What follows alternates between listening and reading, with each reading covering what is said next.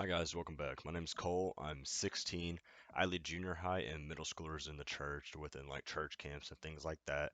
And my goal is just continue to spread wisdom, knowledge, and just stuff to younger kids, right? So that people can just learn about the Bible. And I don't mean just younger kids, but any age really. I mean targeting around my age, like teenagers. And I don't know. I just hope this resonates with you.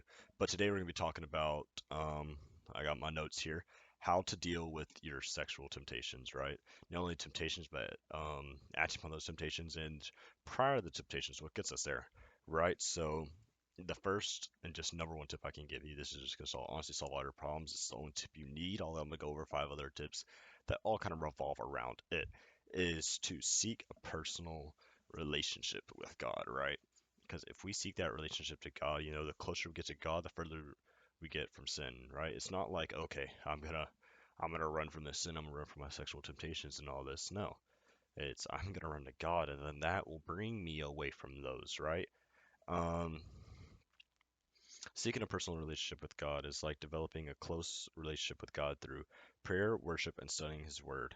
It can provide a strong it can provide strength and guidance when faced with temptation.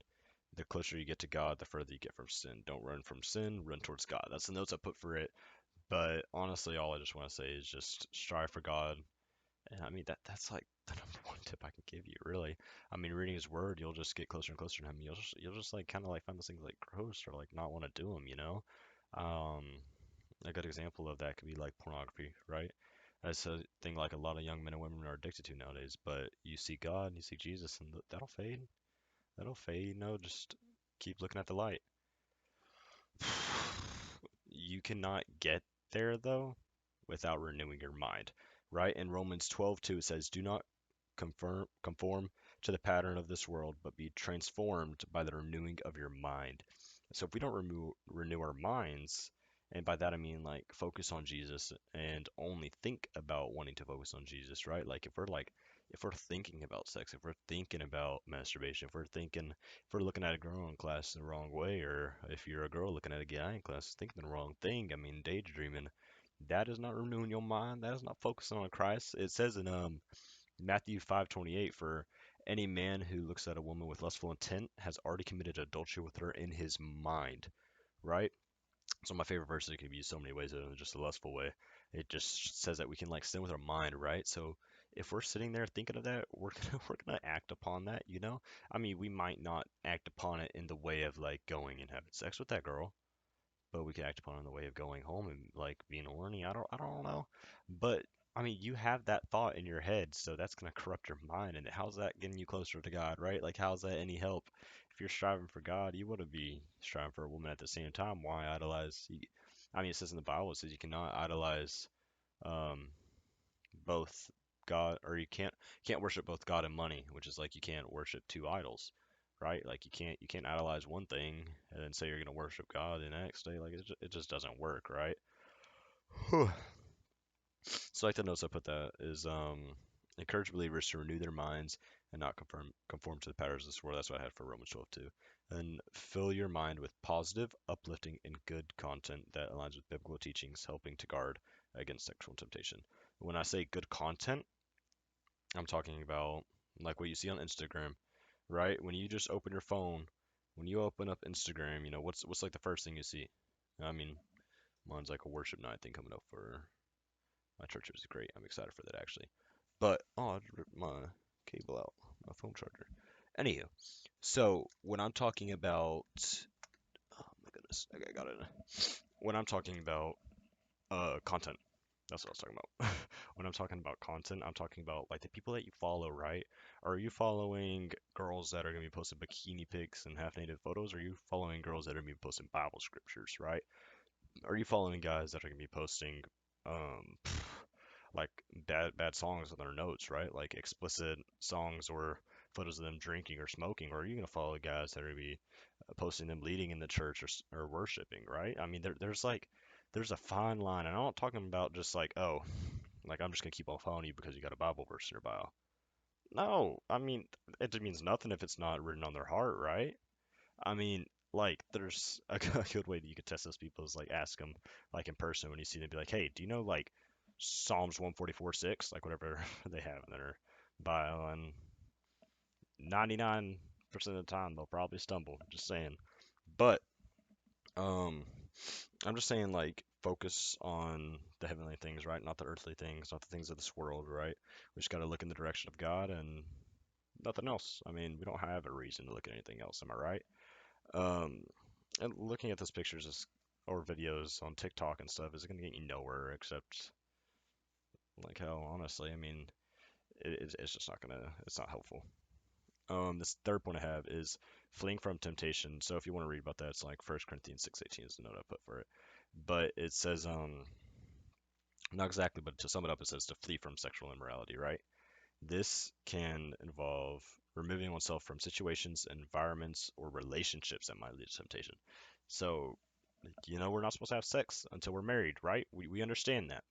That's in the Bible, no way around it. It's not, oh no, I love this person so much, we're gonna get married. You have to be recognized by man and God to be married, right? And to have sex. No way around it. No way around it. It's a sin. Sin if you do it any other way. And I'm not bashing you, we all have been saved by the grace of God. But remember, it's a sin. No way around it except outside of the covenant. I mean, inside the covenant of marriage.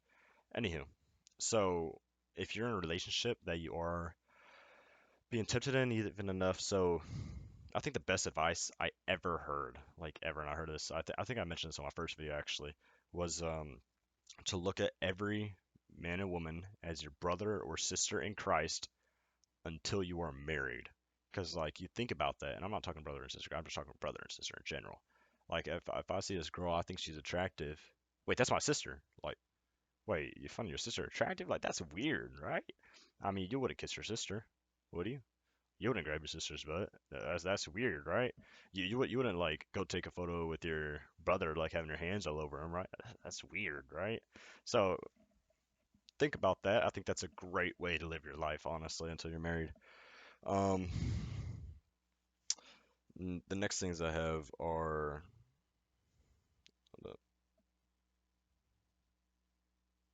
sorry, messaging a friend.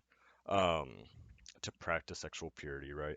The Bible calls for believers to honor God with their bodies, which it says in 1 Corinthians 6:19 through 20, and to maintain sexual purity. This involves setting boundaries, practicing self-control, and abstaining from any sexual activities outside the context of a committed marriage relationship, which is what I just talked about. So let's kind of go back to everything I was just talking about, boundaries. Like if you are in a relationship and you do decide to date, those boundaries got to be they got to be firm. Yeah, it's not just boundary. You got to be tell her like, hey, like, I want to be celibate. Like, I don't want to have sex. You gotta like make sure she know that, right? Y'all gotta sit down and pray about it, talk about it, make sure that you're both on the same page so you don't tempt each other and fall into sins, right? Last one I want to get to is accountability and community. This is, like I said, the number one tip is getting closer to God. This is my number two tip, or like my second best, is accountability and community. Surrounding yourself with a supportive community of fellow believers who share your values. Find an accountability partner or join a small group where you can openly discuss challenges, share victories, and support one another in living according to the biblical principles, like what it says in the Bible.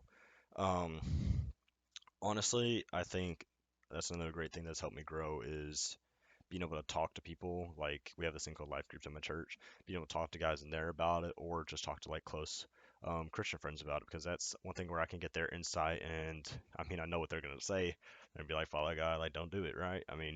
But I mean, other times they got even better advice for us, right? Then like we think we know everything, and then they tell us something brand new, like that thing I just said about brothers and sisters. I'm like, whoa, I didn't know you was wise like that. But we learn from them, right? We learn so much. And honestly, it's just amazing. And last thing is just remember these steps are not a guarantee of perfection, but are meant to help guide and strengthen your resolve in resisting sexual temptation. It is important to rely on God's grace, seek forgiveness when needed, excuse me, continually strive for spiritual growth. So that's all I have for y'all today. I pray that y'all just continue to just focus on God and not follow those temptations, because this is something that can be very, very serious and it can hurt and just take you away from God in so many different ways. We get all trapped up in this just idea of love, and it just takes us the wrong way, especially at a younger age. I mean, I'm only 16, so I don't have a lot to talk about this, But I mean, I've been someplace to experience some things, so I could share it a little bit, right? But just focus on God, focus on the one above. Everything will be all right. Thank y'all for watching.